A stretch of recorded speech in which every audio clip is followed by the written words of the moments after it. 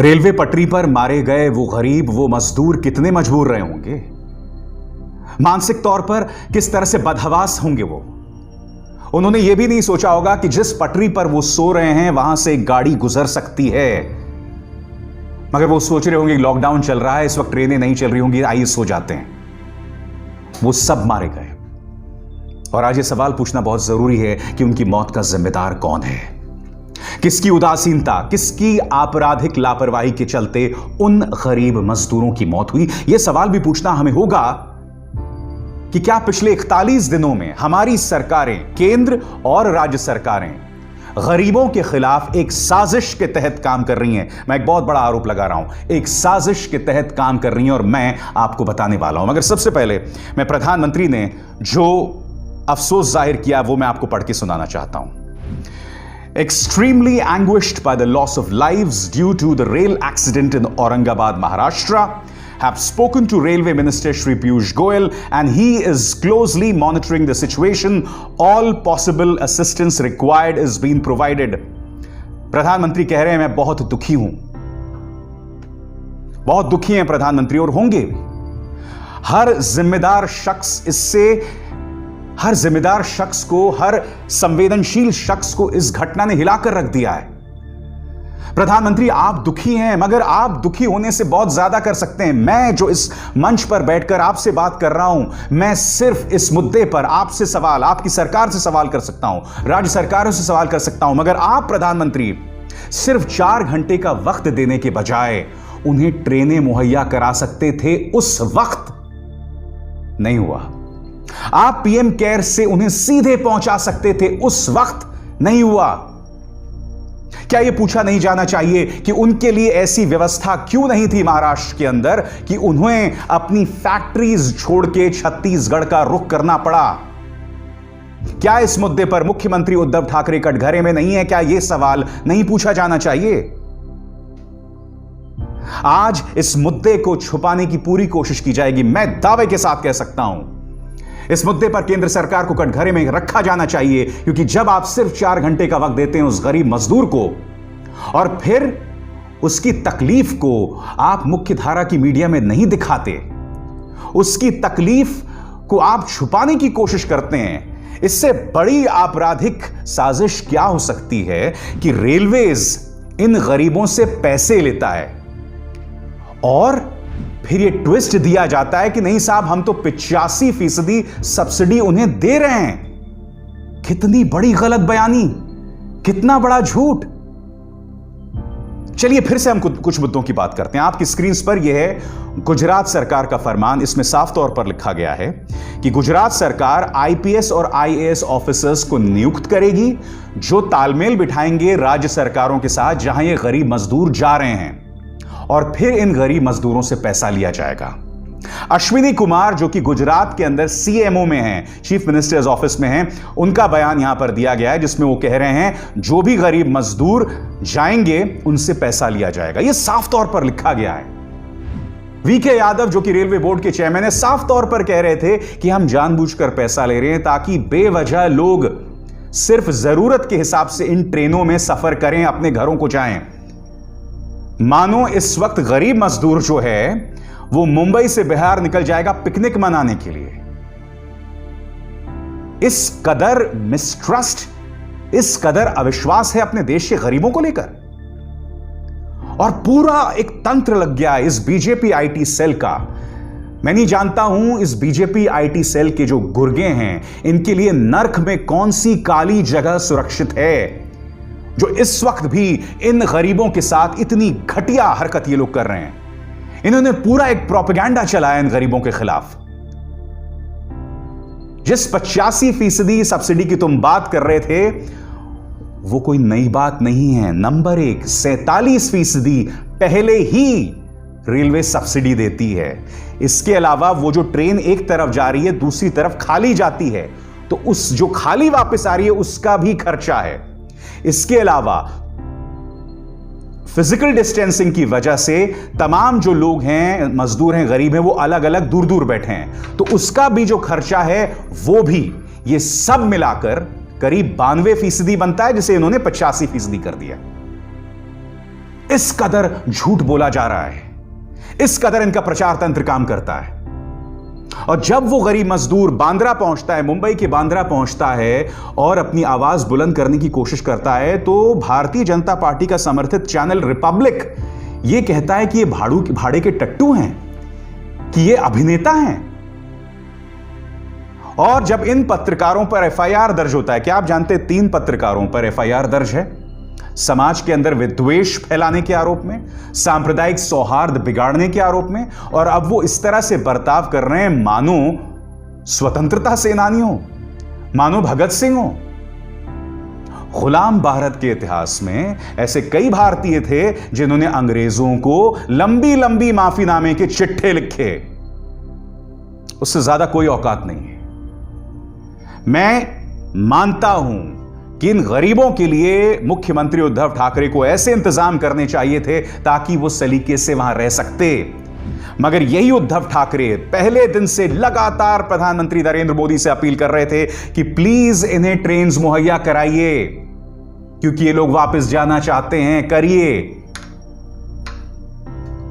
आपने उन्हें अनसुना कर दिया। आपने क्या मजाक किया मैं बताता हूं इस केंद्र सरकार ने, मैं आपको सिलसिलेवार तरीके से बताता हूं। पहले सिर्फ 4 घंटे का वक्त दिया, नतीजा सड़कों पर निकल गए ये लोग। तस्वीरें आपके सामने, ये तस्वीर देखिए, 7 महीने की गर्भवती ये महिला बैठी हुई है, ना इसके पास खाने को है ना पीने को है। ये वीडियो देखिए, यहां ये मां अपने कंधे पर गोदी में लिए अपने बच्चों को चल रही है, इसके चेहरे पर एक मुस्कान है, मगर ये मुस्कान हम सबको आईना दिखा रही है, हम सबको शर्मसार करने के लिए काफी है। ये औरत जो है एक हाथ से अपना बैग खींच रही है और दूसरे में उसके गोदी में उसका बच्चा है।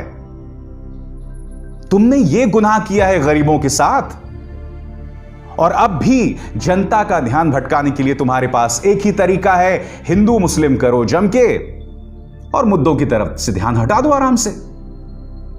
क्यों? गलत कहा मैंने? आज भी तुम जो काम कर रहे हो वो गरीबों के खिलाफ है, अब भी गरीबों के खिलाफ है। कोरोना संकट के बीचों बीच हमने इन मुद्दों से ध्यान भटकाने के लिए एक तबलीगी जमात का मुद्दा क्रिएट कर दिया, जो काफी हद तक सही था। अगर सिर्फ तबलीगी जमात तक मुद्दा सीमित रहता तो बात समझ आती। तुमने पूरे मुस्लिम समुदाय को घेर लिया। नतीजा ये कि आज की तारीख में हम दुनिया भर में शर्मसार हो रहे हैं। विश्व स्वास्थ्य संगठन हमें शपथ लगा रहा है, बोल रहा है कि ऐसी हरकतें मत करो। मध्य पूर्व के अंदर भारत के लिए यह मुद्दा शर्मसार करने वाला हो रहा है। खाड़ी देशों में कई लोग कड़े तेवर अपना रहे हैं। कनाडा के अंदर एक भारतीय को नौकरी से निकाल दिया गया। क्यों? क्योंकि वो इसी तरह के इस्लामोफोबिक बयान दे रहे थे। यह हमारी प्राथमिकता रह गई है बतौर देश, और अगर यह हमारी प्राथमिकता रह जाएगी तो वो 15 लोग जो पटरी पर मरे हैं वो तो होना ही था, वो तो होना ही था ना। और अब मैं आपको बताने जा रहा हूं कि ये सरकार की प्राथमिकताएं क्या हैं। क्या आप जानते हैं, आपके सामने ये 2 राज्य हैं, मध्य प्रदेश और उत्तर प्रदेश। क्या आप जानते हैं इन दोनों राज्यों ने क्या किया?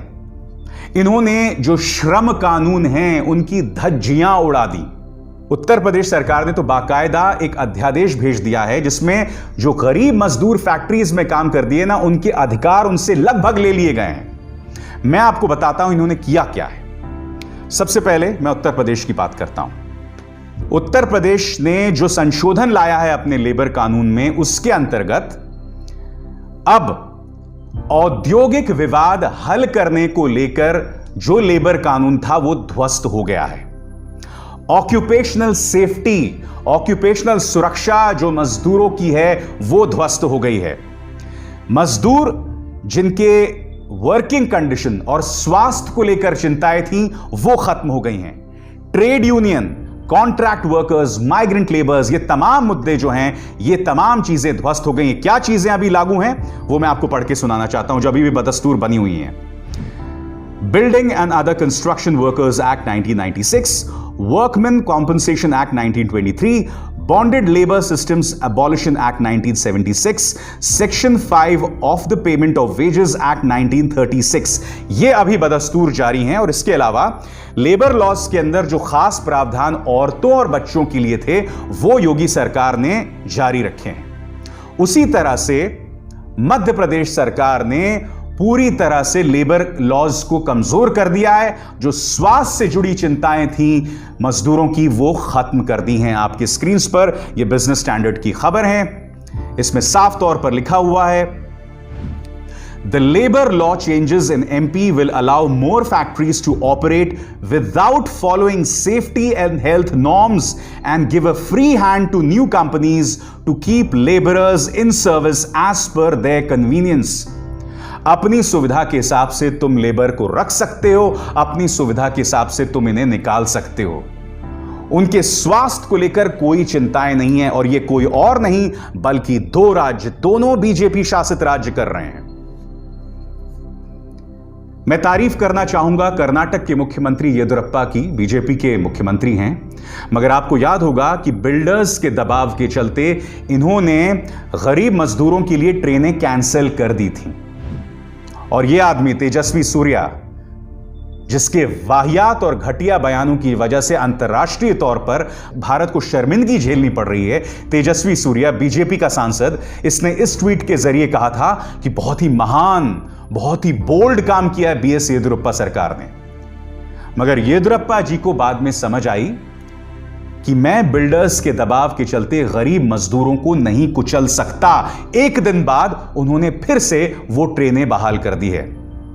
देखिए, मैं आपको एक बात बताना चाहता हूं, जिस तरह से मैंने योगी सरकार की पुलिस की तारीफ की, जिस तरह से उन्होंने हजारों बसें भेजी थी, 1000 बसें भेजी थी गरीब मजदूरों की, उसकी तारीफ की थी, उसी तरह से येदियुरप्पा जी जिस तरह से उन्होंने बयान दिया था कि मेरे राज्य में हिंदू मुस्लिम करके आप तनाव नहीं पैदा कर सकते, और फिर इन्होंने ये जो कदम उठाया है, मैं इसकी तहे दिल से तारीफ करता हूं।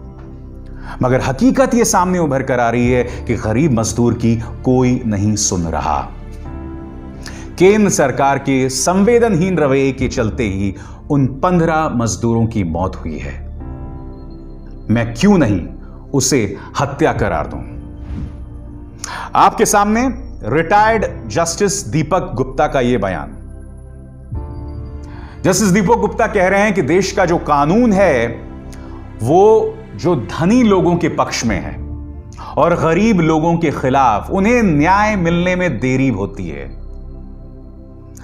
जस्टिस गुप्ता, आपने जो बात कही, काश जब आप पद पर आसीन थे ना, ये बातें आप उस वक्त कहते।